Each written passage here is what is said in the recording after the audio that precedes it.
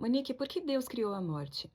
Eu sei que essa pergunta mexe com a gente porque a morte dói, assusta, confunde, mas a gente precisa entender isso pela palavra, não pelo sentimento. Lá no começo, em Gênesis, Deus cria tudo perfeito. Não existia dor, não existia sofrimento, principalmente não existia a morte. A morte não faz parte do plano original de Deus. Ela entra quando o pecado entra. Quando o ser humano decide viver independente de Deus, algo se quebra. E essa quebra gera separação. A Bíblia é clara, ela diz: o salário do pecado é a morte. Mas entenda isso, não é que Deus inventou a morte como um castigo cruel. A morte é uma consequência da desconexão com a fonte da vida. E se Deus é vida, se afastar dele só pode gerar morte. Agora, olha o amor de Deus nisso tudo. Ele não deixou a humanidade condenada. Desde o início, ele já tinha um plano de redenção. E esse plano tem nome: Jesus. Jesus entra na história e faz algo que ninguém podia fazer. Ele vence a morte. E a morte que era fim se torna passagem. A morte que era condenação se torna transição para a vida eterna. Então hoje, para quem está em Cristo, a morte não é derrota. Ela não tem a palavra final. Mas deixa eu te falar algo muito importante.